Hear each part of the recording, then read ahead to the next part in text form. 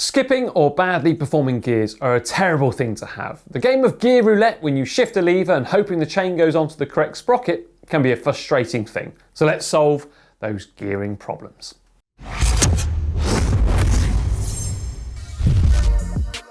Now in the setup we're looking at today, it's operated via a bowden cable. The cable starts in the shift lever and is held in place there via a small barrel-shaped end that sits within a ratchet mechanism. It then finishes at the derailleur where it's clamped in place. So when you move a shift lever, the cable, which is connected to a ratchet system within the lever, it allows the cable to travel a predetermined amount, which then correspondingly moves the rear derailleur the same distance as the gap between adjacent cassette sprockets. Firstly, let's look at the limit screws, as these play a part in the complete setup. They do the job of controlling the lateral limit of the rear derailleur. The H screw is the adjustment for the highest gearing of the cassette, so this sprocket here, and the L screw sets how far the derailleur can move in this direction. Ideally, these screws want to be adjusted so that the chain doesn't go further than the lowest or highest sprockets. A great way of checking your limit screws are set up correctly is to unclamp the gear cable, and whilst turning the cranks with one hand, push the derailleur inwards slowly with the other hand and check to make sure the derailleur can go into the lowest sprocket, but importantly, not overshoot that sprocket and into the spokes, as that can be both dangerous as well as costly, having to replace both the rear derailleur as well as any spokes. If the derailleur has difficulty going onto the lowest sprocket, then loosen the L screw slightly until the derailleur can go into it.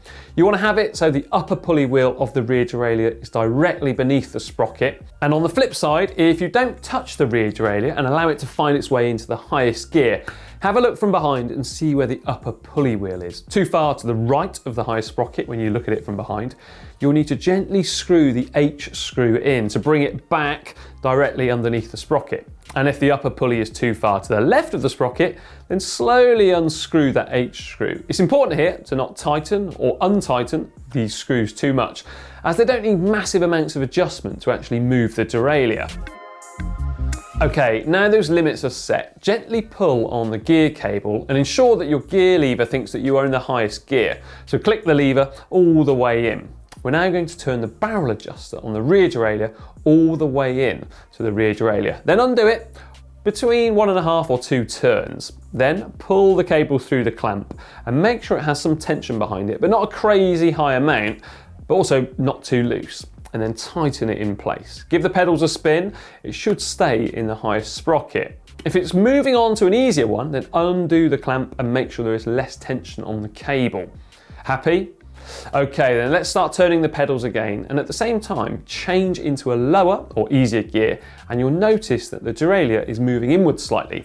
If you're really lucky, then the gear has engaged, but that's not actually going to be that likely. What you will need to do is continue to turn the pedals, look at the gearing from behind and check where the upper pulley is.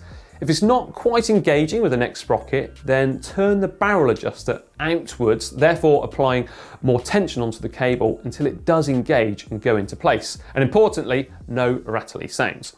You want the chain to be perfectly central with the sprocket. If the chain was too far to the inside of the bike, then you can gently screw the barrel adjuster in a bit to reduce the tension, meaning it will happily sit on that sprocket better. Right, now it should be all nice and quiet and no rattling.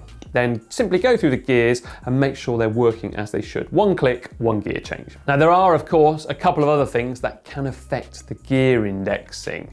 So cleanliness. Make sure the cables are nice and clean. A big culprit here on many bikes is under the bottom bracket, as that can get absolutely caked in road debris.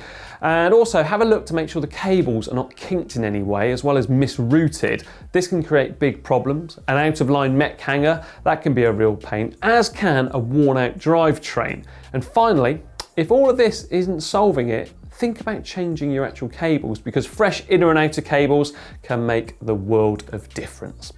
All right, I do hope you've enjoyed these tips on how to index your gears just that little bit better to give you perfect bike riding. Let me know though your tips for indexing gears down there in the comments section. And also remember to like and share this with your friends. Share it with someone whose gears are always rattling and making an awful sound on those group rides. Don't forget, check out the GCN shop at shop.globalcyclingnetwork.com. And now for another great video, how about clicking just down here.